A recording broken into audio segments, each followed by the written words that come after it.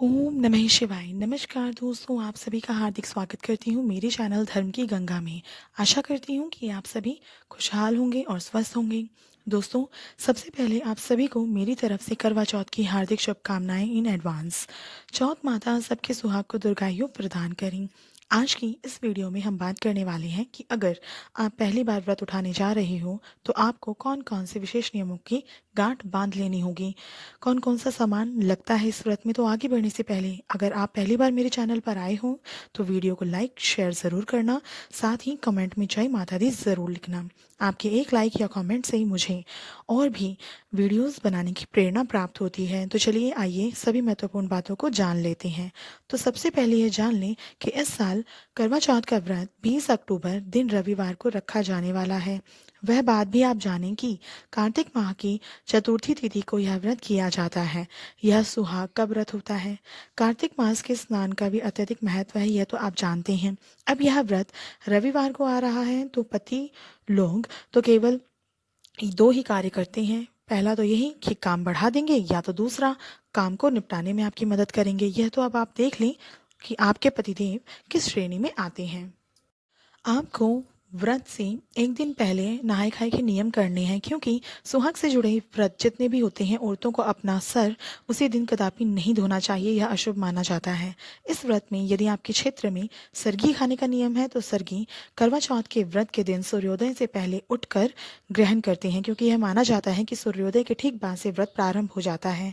तो पहली बार व्रत करने पर आप सरगी अवश्य ठीक ढंग से खा लीजिएगा, पता चले दिन में आपकी तबीयत डगमगा जाए।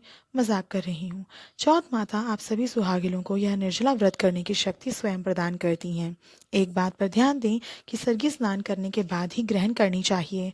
इस साल 2024 में जो बहनें यह व्रत को पहली बार उठाने के बारे में सोच रही हैं तो आप इस साल यह व्रत उठा सकते हैं। यदि कोई बहन मासिक धर्म में भी हो तब भी आप यह व्रत कर सकते हैं। बस रात्रि के समय आप खुद ऐसी अवस्था में पूजा नहीं कर सकते।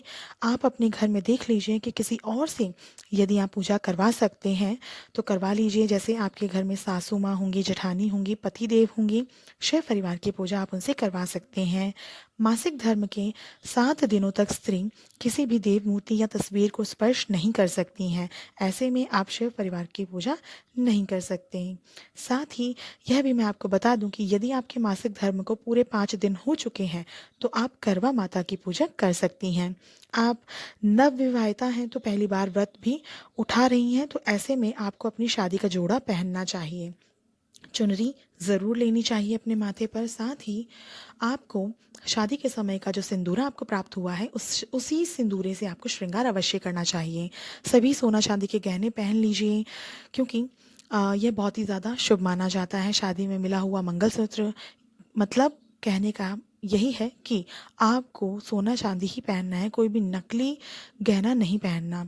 साथ ही जो आप मिट्टी से बने करवे आप इस दिन लेकर आएंगी तो इस चीज़ के बारे में मैं आपको बता दूं कि मिट्टी के करवे आपको रविवार के दिन बिल्कुल भी नहीं खरीदने। पता चले करवा चौथ के दिन ही आप मंगा रहे हैं, क्योंकि मिट्टी से बनी हुई कोई भी वस्तु रविवार और मंगलवार इन 2 दिनों में कदापि नहीं खरीदनी चाहिए, क्योंकि यह बहुत ही ज़्यादा अशुभ माना जाता है। साथ ही आप पहली बार व्रत उठाने जा रही हैं, चाहे यह आपका पहला व्रत हो या आजीवन जितना भी आप करवा चौथ का व्रत करेंगी, जितनी भी बार, आपको सर्वदा इस व्रत के लिए गूढ़े रंग के वस्त्रों का चयन करना चाहिए। अर्थात अगर आप लाल रंग पहनती हैं, हरा रंग पहनती हैं, गुलाबी वस्त्र पहनती हैं, यही या फिर पीला, गुलाबी, लाल, पीला या हरा, इन्हीं रंगों का आपको चयन करना चाहिए।